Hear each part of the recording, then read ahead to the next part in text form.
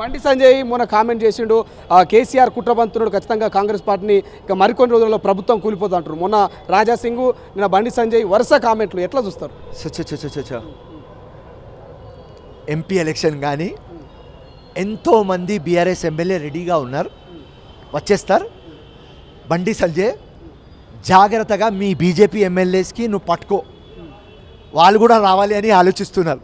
కానీ మీది మాది ఒక పాము ముంగుస్ ఫైట్. సో మొత్తం ఇండియాలో మీతో కొట్లాడుతున్నాం. మీ ఎమ్మెల్యేస్కి మేము ఎట్లా తీసుకుంటాం? కానీ నువ్వు మా పార్టీకి చూస్తున్నావా? ఫస్ట్ మీ పార్టీకి చూసుకో. ఎంతోమంది మా ముఖ్యమంత్రితో టచ్లో ఉన్నారు, అది జాగ్రత్తగా అంతే. ఏం చెప్తారు? ఎమ్మెల్సీ అనుకున్న మొన్నటిదాకా ఫిరోజ్ ఖాన్ ఎట్లా ఎమ్మెల్సీయా, ఏం కాబోతున్నారు? ఎంపీయా, పోటీ? విను, ఇప్పుడు కంటెస్టెడ్ నాన్ కంటెస్టెడ్ నడుస్తుంది. ఎవరు కంటెస్ట్ చేస్తున్నారు వాళ్ళకు 1 year దాకా పార్టీ ఇవ్వదు, ఏం నో ప్రాబ్లం. 1 year తర్వాత ఇస్తారంట, ఓకే. ఎప్పుడు ఇవ్వాలి ఇవ్వని, కానీ నేను పని ఆపను. 5th ఎలక్షన్ ఓడిపోయినా, రైట్, 4 times ఎమ్మెల్యే, ఒక్కసారి ఎంపీ. ఈ నవ్వు పోలేదు, ఈ ముఖం మీద నుంచి ఆ చారం పోలేదు. కాంగ్రెస్ మీద ఇంత కూడా ప్రేమ తగ్గలేదు, ప్రజల ఆశీర్వాదం మీద ఇంత కూడా నమ్మకం తగ్గలేదు.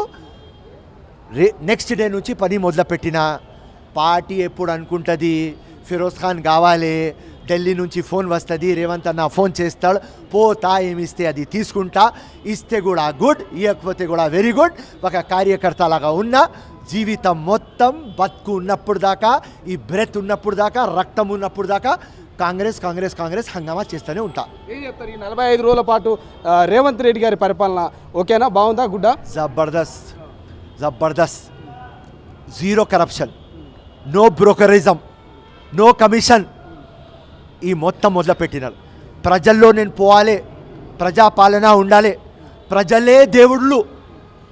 ఆ ఆలోచనతో ఒక స్టేట్స్మెన్ లాగా ఒక హిస్టరీ క్రియేట్ చేయాలని ఒక మన యంగ్ పులి ముఖ్యమంత్రి పబ్లిక్లో ఉన్నాడు.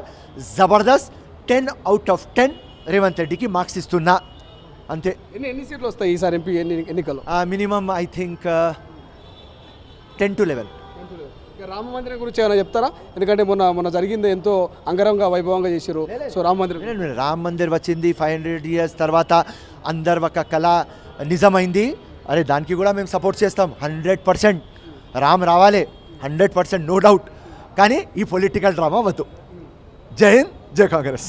Thank you so much. ఇది రామ మందిరం అనేది పొలిటికల్ కోసమే చేసినప్పటికీ కూడా ఏదేమైనా రాముడి మీద అందరికీ భక్తి ఉంటుంది. రామ మందిరం అనేది ఎన్నో ఏళ్ల తర్వాత ఇక భారతదేశ ప్రజల కళ నెరవేరింది. సో కానీ దీన్ని పొలిటికల్గా చూడదంటూ కూడా ఫిరోజ్ ఖాన్ గట్టి కౌంటర్ ఇచ్చే ప్రయత్నం చేసింది. ఏది ఏమైనా రానున్న ఎంపీ ఎన్నికల్లో ఖచ్చితంగా మెజారిటీ ఆఫ్ సీట్లు మాయే. ఇక పార్టీ ఏ పదవి ఇచ్చినా ఇవ్వకపోయినా ఒక కార్యకర్తగా అయినా నేను పనిచేస్తాను.